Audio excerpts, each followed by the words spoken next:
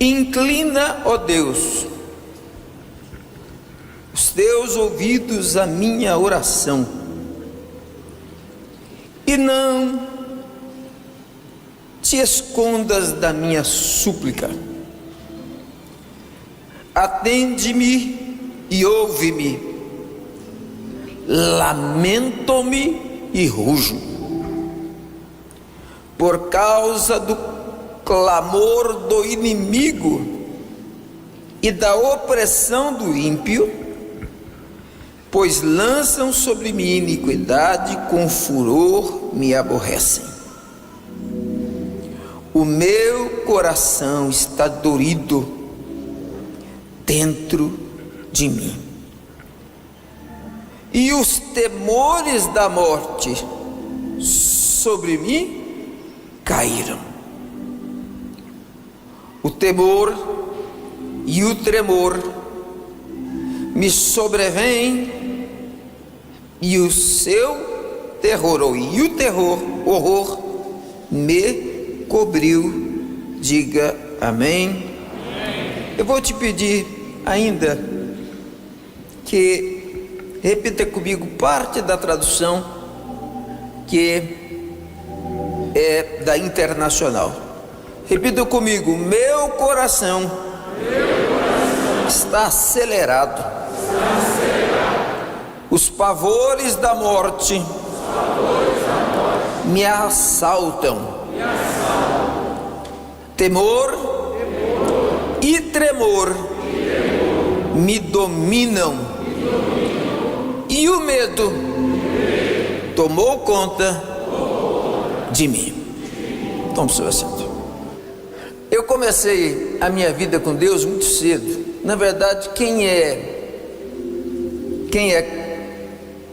nascedor, ou quem nasce num lar evangélico, não tem muito aquela coisa de aceitei Jesus tal dia. Eu não lembro. Eu lembro o dia que eu batizei, né? Aceitar Jesus eu não lembro, até porque eu acho que antes de cantar o hino nacional eu já cantava 212. A gente era ensinado lá desde pequenininho a ficar no culto dentro da casa, culto doméstico, né? No culto doméstico tinha a oração, tinha a leitura da palavra, tinha uma rápida explanação, tinha um louvor. Tinha um louvor, ainda que não inteiro, mas tinha um louvor. Então, quem dirigia era o meu pai, na falta do meu pai e minha mãe. E claro que tinha, porque todo mundo sabe, que eu já disse aqui, o culto do banheiro, que era aquele culto com os irmãos, a gente ia pro banheiro, né? Aí tinha o pregador, dirigia o Wagner, que era uma hora, o pregador o Magni, levantava a oferta o Abner, nunca foi bem de oferta, que nunca entrou nada no culto lá, né? Aí um tinha que aceitar Jesus e outro tinha que ser endemoniado para libertação. Sobrava só eu e a Vastia. E aí, como a Vastia era maior que eu, o resto eu não preciso falar, como eu já imagino, né? Pois bem, eu fui ensinado a ver as coisas, logo no início da minha fé, a ver as coisas bonitas da igreja. E aqui eu vou lhe dizer por que isso acontecia. Meu pai e minha mãe, por excesso de cuidado no criar, não conversavam a parte ruim da igreja dentro de casa ou fora do quarto. Por que isso? Porque os filhos não estavam preparados para entender o que era a parte ruim. E aí um exemplo para você, não é? Eu tenho criado, agora não, que já são adultos, a Maria tem 23, é justamente nisso. Eu nunca, durante 23 anos até hoje, eu escondo os problemas sérios. Isso é tão interessante que a gente esconde da esposa da gente. Porque, eu vou dizer por que o marido não diz. Porque ele acredita que vai dar conta de romper sem precisar você saber. Nem sempre ocorre, porque se as esposas entendessem que elas são os melhores pastores do mundo, porque pastor, porque elas pastoreiam o pastor. É delas que advém a palavra do ânimo que ninguém tem coragem de dizer. Ou pior, a repreensão. Mas a repreensão da mulher louca é aquela assim: você não está vendo que está dando tudo errado? Não faça isso. Teu marido é homem, de raiva ele vai fazer do jeito que você está falando. Mas se você disser: ô amor, você não acha melhor? Já levou, já era. Eu canso de dizer e as mulheres não ouvem: não brigue com seu marido 2 vezes no dia. Qual? Quando ele sai de casa. Por quê?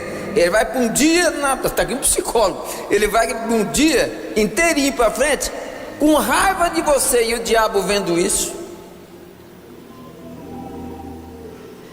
2, quando ele chega. Como assim? Por quê? Vou te dizer por quê. Porque se você briga quando ele sai e briga quando ele chega, na cabeça dele vai ficar o seguinte: só é bom quando eu estou fora.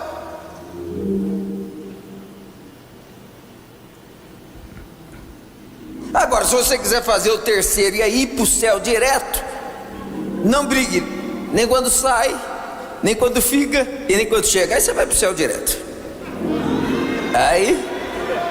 Aí até eu compro a passagem. Acho que a irmã não está entendendo, né? Se ela estiver entendendo, eu vou levar ela por lá em casa, velho. Pois bem, com o tempo, eu passei a entender. Por exemplo, quando eu via meu pai viajar muito tempo, eu perguntava: mãe, cadê o pai? Foi resolver um problema da igreja. Eu já comecei a entender, então a igreja tem problema. Passou-se mais um pouco de tempo, eu comecei a notar que eu ouvia conversas do meu pai com a minha mãe. O que quer dizer com isso? Eu já estava com capacidade, ou seja, hábil, né, a entender as lutas. Aí um dia eu decidi batizar. Eu já tinha 12 anos de idade. Hoje o que leva mais em conta não são os 12, mas na minha época era coisa muito firme, né? 12 anos de idade, eu tenho um batismo lá em Paulínia e eu fui batizar. Veja o que é um pai e uma mãe, não é? Meu pai e minha mãe, até os 12 anos de idade, nunca perguntaram se eu queria ir em culto. Lá em casa não tinha disso. Lá em casa porque não está pronto ainda.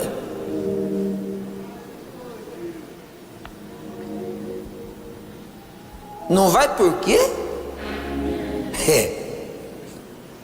Tinha um detalhezinho: desliga a televisão que está na hora. Quem não ouviu essa frase?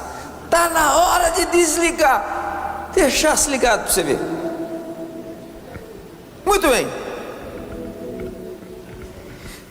Eu me lembro que eu falei com a minha mãe: mãe, eu queria. Filhos sempre tem muita proximidade da mãe. Pais, filhos, eu sou uma raridade. Diz que sempre tive muita proximidade do meu pai. Mas meus 2 filhos têm muito mais proximidade da minha mãe, da minha esposa. E você não tem que se magoar com isso. É porque eles, primeiro, tem um negócio simples chamado cria. Sabe o que é cria? Foi gerado dentro dela. Segundo, você fica fora de casa o tempo todo. Mas como é que eu vou ficar em casa? Mas é natural, e se ficar tá errado. O que teve de gente que eu tive que tratar aqui por causa do Covid, os primeiros 60 dias ficou dentro de casa, irmão. Casamento quase acabando aqui. Daí eu dei coragem: Jesus, falei, irmão, você não tem um parente para visitar? Porque é que nem um homem que vive a vida querendo aposentadoria, aposenta, a mulher diz: vai embora. Vai embora, não dá para ficar aqui não. Você tem que aprender a viver com essas coisas. Mas a mulher, apesar de ser quem briga mais, também é quem está mais perto no dia da adversidade do filho. Então foi lá com mais confiança: mãe, hoje é batismo, posso batizar? Ela olhou e disse: mas você está certo do que você vai fazer? Eu. Mas você está notando? Não, eu quero me batizar.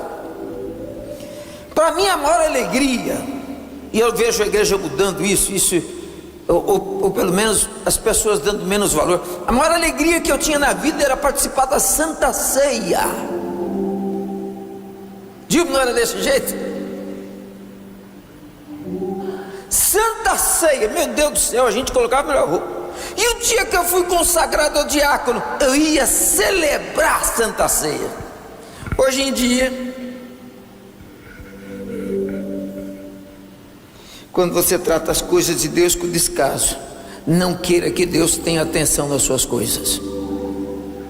Eu vou repetir isso para você entender. Quando você trata as coisas de Deus com descaso, não chame Deus para dentro do teu problema.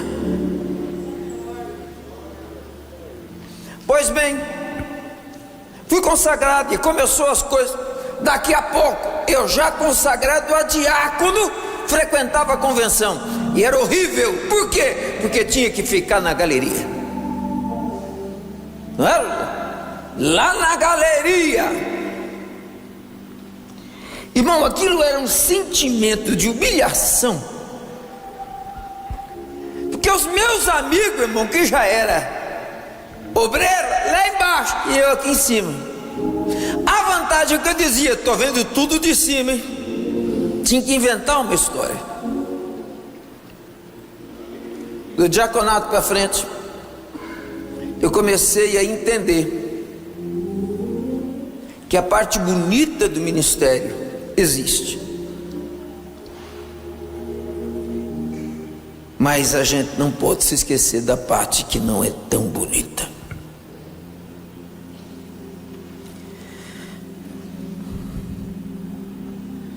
Por que é que eu vou dizer isso aqui? Não são muitos, mas há alguns que precisam. E se fosse uma única pessoa, já valeria a pena.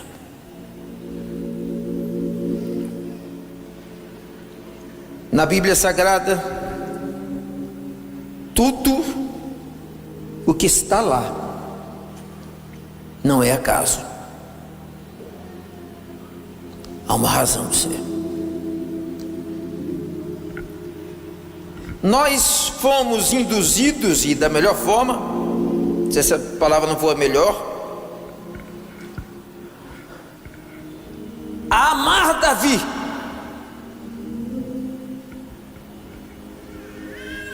Não tem como não amar Davi. Primeiro, os livros falam de Davi, as mensagens falam de Davi. Quando faz festa de Natal, Davi. Quando vai no culto, Davi. Irmão, eu posso perguntar aqui talvez: quem já pregou de Raul Boni e você dizer, nem sei o que é isso? Eu falo, mas de Davi? Todo mundo levanta a mão.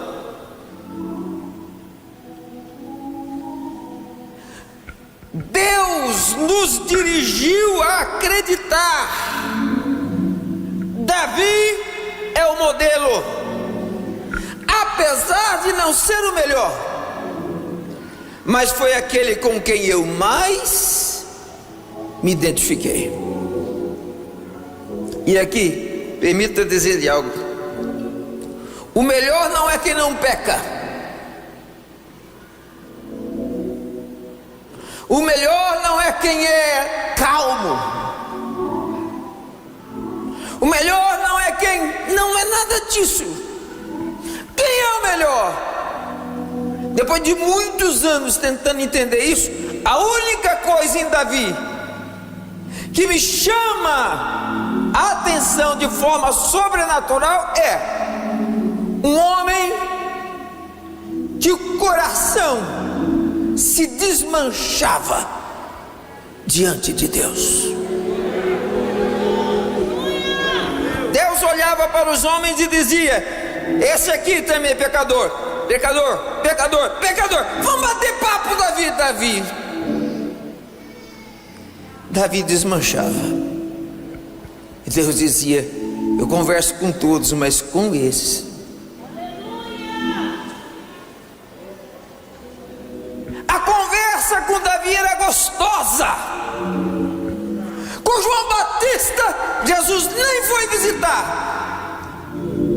João Batista era muito nervoso, muito bravo. Jesus falava: não. Porque eu vou dizer uma coisa, irmão, não caia da fé que eu vou dizer. Tem pessoa que quando ele chega no corredor, você tem vontade de atravessar.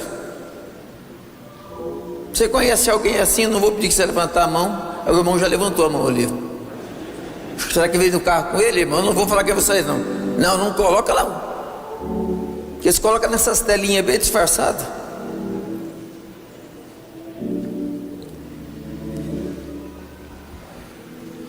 Fui ver Davi. E passei a ver coisas em Davi que eu mesmo não entendia. O que, bispo? Essa que eu li hoje. O meu coração está acelerado. Os pavores da morte me assaltam. O temor e tremor me dominam. O medo tomou conta de mim. Vamos trazer aqui o homem que Deus mandou a gente olhar para ele. Analisa ele, olha, veja nele. O que é que você tem que ter? Esse homem tinha medo.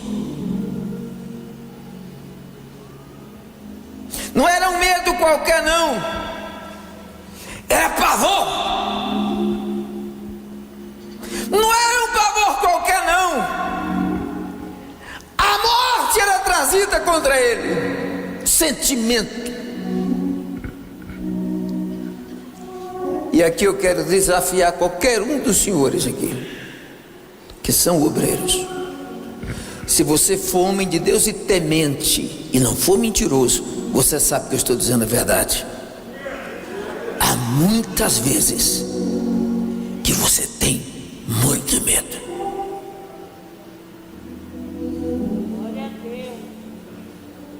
Muito medo.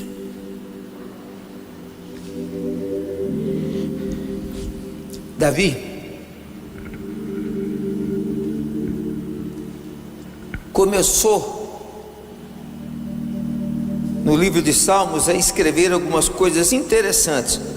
Os dois tipos de salmos e assuntos que mais conflitavam os escritos de Davi era medo e confiança.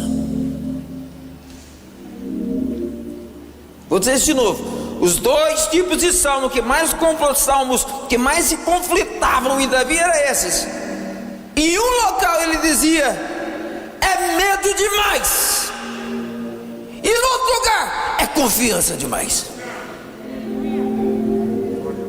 Ei, aqui ele diz assim: o temor, o pavor, e ele vai dizendo tudo: tomou conta de mim.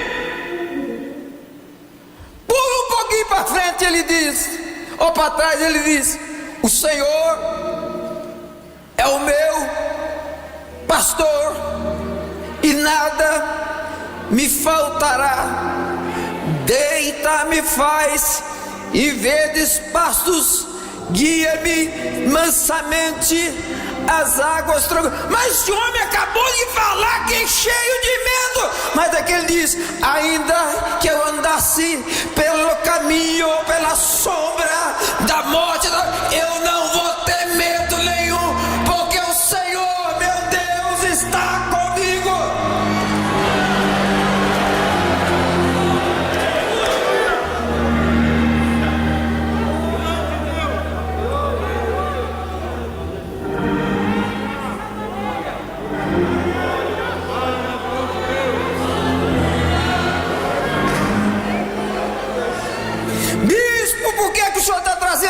palavra para te dizer que eu vivo cheio de medos. Quando eu vejo o tamanho do que Deus me pôs para fazer, eu caio em mim e digo: eu não dou conta, Senhor, eu não dou conta. Aí daqui a pouco eu venho: Josué, levanta. Levanta. É para quê? Levanta, Josué. Moisés morreu. Escolhi você. Não te disse eu? Não te espantes, não te assustes. Levanta, levanta. Eu sou contigo. Agora é eu e você. Agora é nós dois.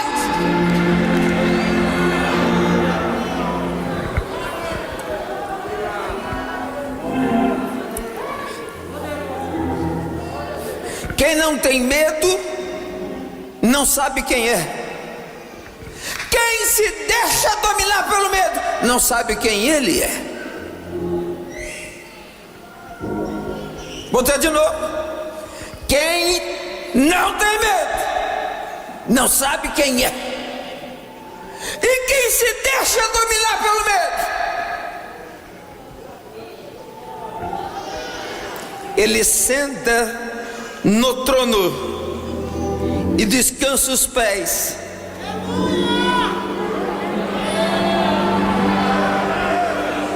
Mil cairão ao teu lado, 10.000 à tua direita, mas tu, ninguém vai poder com você, porque eu sou contigo todos os dias da tua vida, até a consumação dos séculos.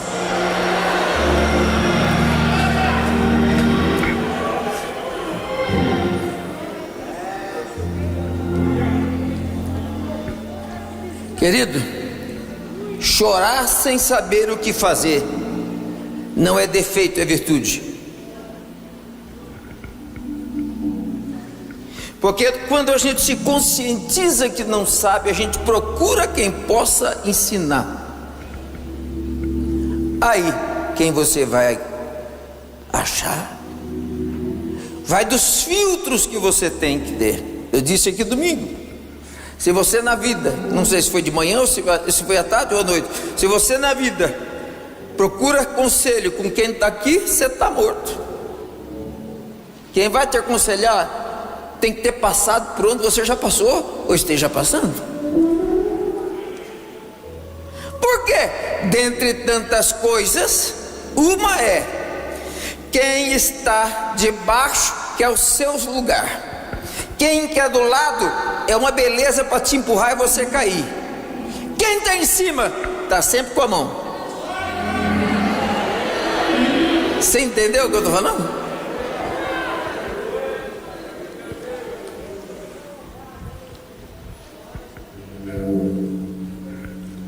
Eu então passei a entender que de fato eu não sou nada.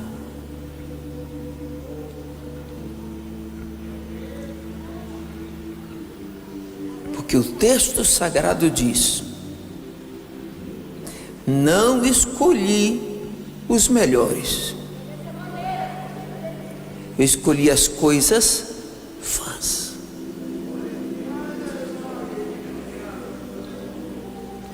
Anteontem morreu o reverendo Morris Cerullo. Essa nova geração talvez não tenha acompanhado a vida dele. E deixa eu dizer uma coisa: quando você encontra uma pessoa que fala mal de quem tira oferta, tenha tranquilidade, ele nunca ofertou. Tranquilo. Mas hoje isso dá muito, não é? Hoje isso dá muito. Pois bem, esse homem, para você entender, ele foi, muitos anos atrás, ele foi fazer uma campanha nas Ilhas Canárias. Isso é dado, ninguém entende até hoje isso. quando ele estava nas Ilhas Canárias, as ilhas tinham 35 mil habitantes, e ele pregou a palavra de Deus durante 6 dias. Estiveram em cada um dos dias 30 mil pessoas, sem internet, sem TV.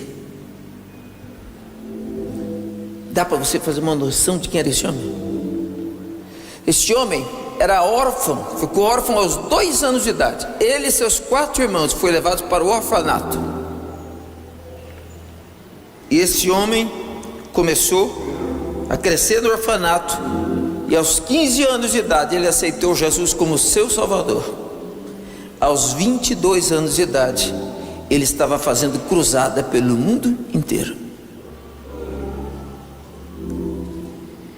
Ele pregou uma mensagem e eu assisti.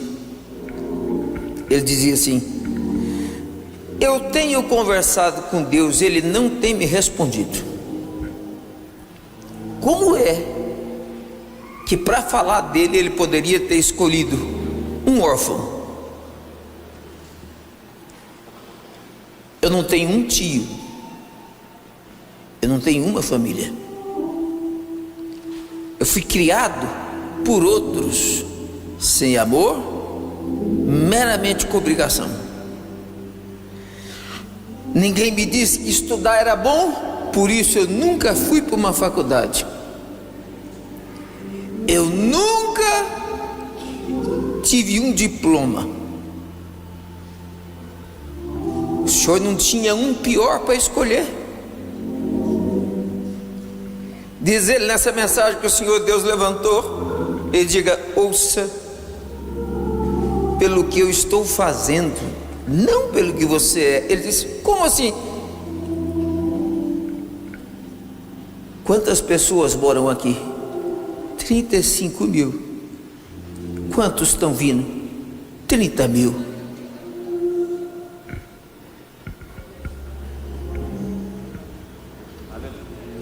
Deus não te usa pelo que você é. Essa não é a conta de Deus. Não, Deus não te usa pelo que você diz que você é. Essa não é a conta de Deus. Deus usa.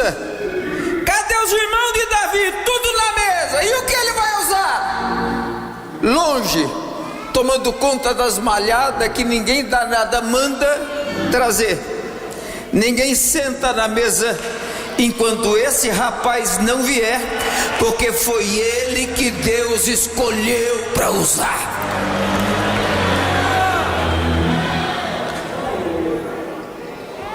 Bispo, onde o senhor quer chegar? Aqui e terminar. Não coloque no medo a desculpa por dizer não.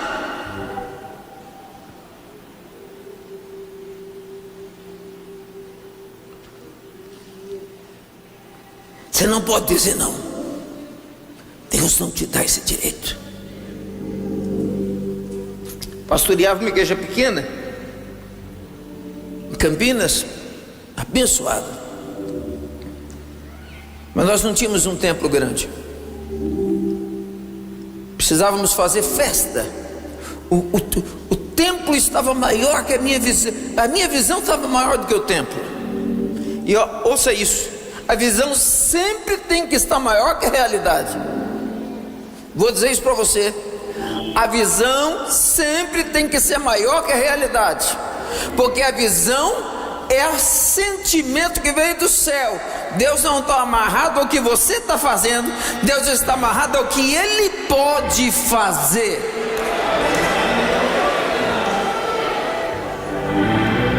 Nós então fomos fazer uma festa. Fiz uma, fiz duas, estava a dona do mundo.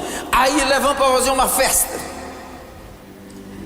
Cidade pequena, igreja pequena, a gente gosta de cozinhar. A gente vai e faz a cozinha. Todo mundo é profissional. Ninguém sabe o que houve. Houve um problema. Começou a fazer mal às pessoas. As pessoas foram para o hospital. chovendo frio, Valinhos é muito frio. Eu passei a noite indo nos hospitais. Fecharam os hospitais de Valinhos, de Campinas, e só a Unicamp estava funcionando. Quando foi 4 horas da manhã eu voltei, com medo, morrendo de medo. Eu deitei num cantinho que tinha assim, peguei toalhas, essas assim, e dormi. E eu não senti, o sono era muito maior que qualquer coisa. Eu não senti que começou a chover. É a chuva gélida. Quando foi 6:30 da manhã,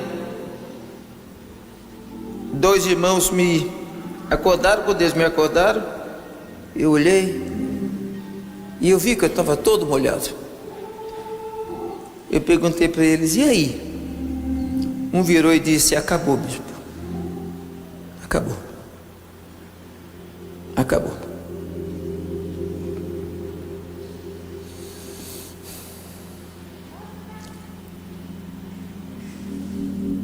Frio, molhado, acabou.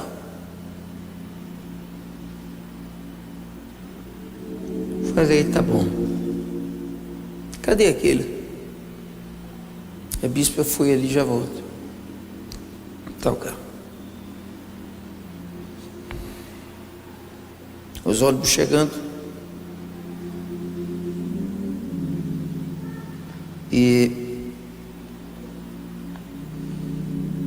o que eu vou fazer? Não sei o que eu vou fazer.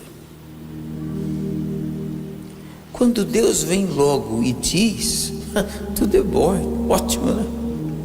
Mas e quando Ele esconde a sua face?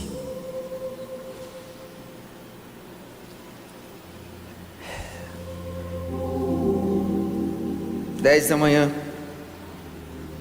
11 da manhã, meio-dia, eu encontro as ambulâncias entrando e saindo com aquela sirene ligada. E aí?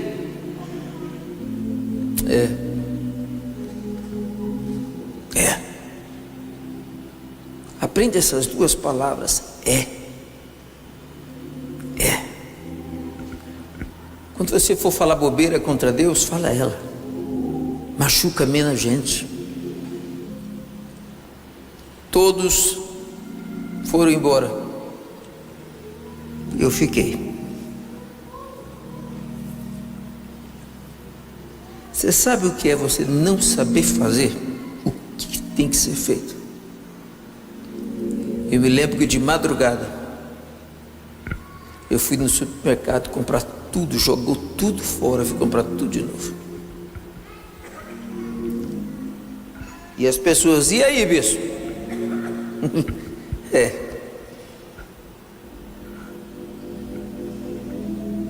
Ouça, eu vou terminar.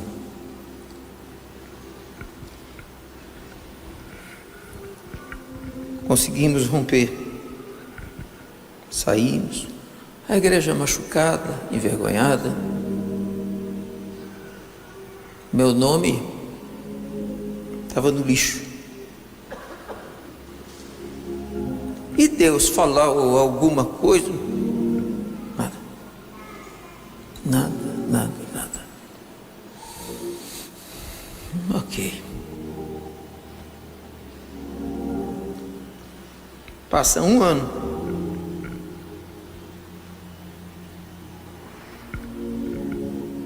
O irmão vira para mim e diz assim: o senhor já foi lá em Paulínia? Eu falei: o que tem em Paulínia? Algum problema? Não, o senhor precisa ir lá, quero levar o senhor lá. Não vou nem falar. Eu marquei e fui. Hoje está um lixo, mas aquilo era lindo. Espaço Brasil 500. Eu olhei aquilo. Eu falei: rapaz, isso aqui dá uma convenção. O irmão que está comigo disse: mas a convenção só faz dentro de igreja, não faz fora não. Eu falei: não faz porque não fizeram. Quando eu cheguei em casa, eu falei: amor, deixa eu contar uma coisa para você. Que eu acabei, ela disse: você não está falando isso. Por quê, bem? Samuel, olha o que aconteceu.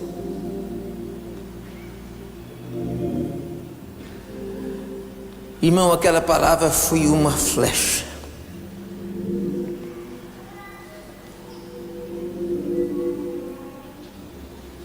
Mas da mesma hora eu disse que ele, deixa eu falar uma coisa para você, o culpado daquilo ali foi tudo eu.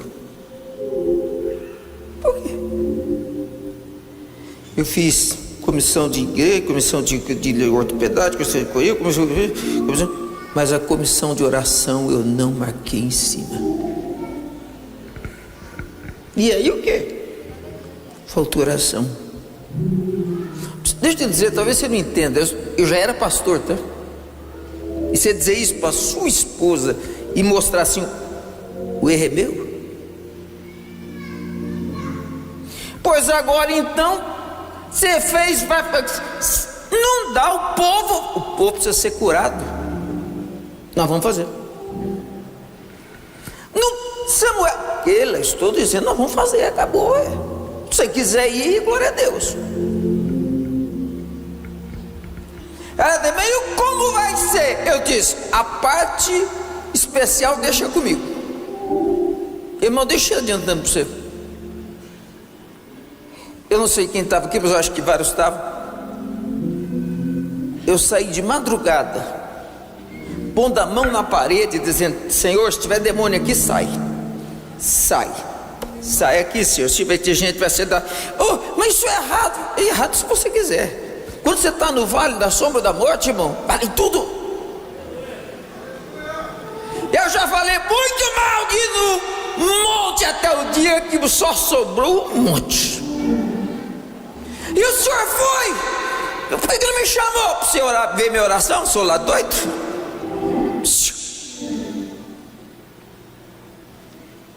O medo me colocou na lona. E a lona era o início de uma nova fase. Não tem mais para onde descer? Não! Então calma. Quem te ama está com a mão estendida, gruda, que é Ele que vai te puxar para cima. Eu estou com medo. Fica tranquilo. Deus está te guardando nesta hora.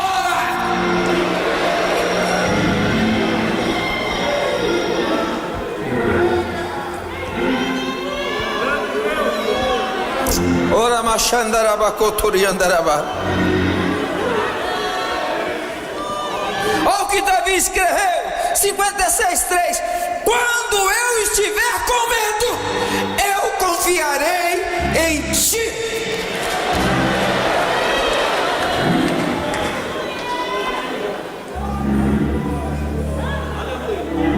Está tudo sob controle, irmão.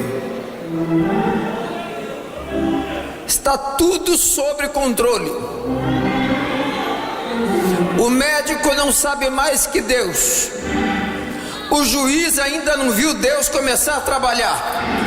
Tudo está sob controle de Deus.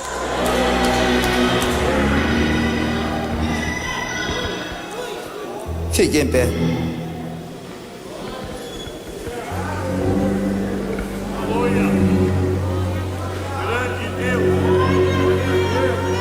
Recebe essa palavra para a tua vida.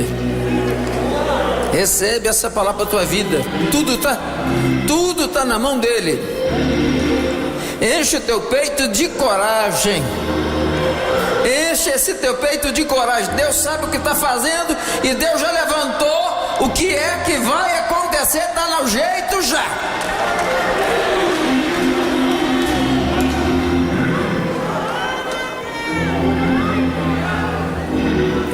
Repita comigo em alto e bom som agora, Salmo 34:4. Repita comigo: busquei o Senhor e Ele me respondeu livrou-me de todos os meus medos.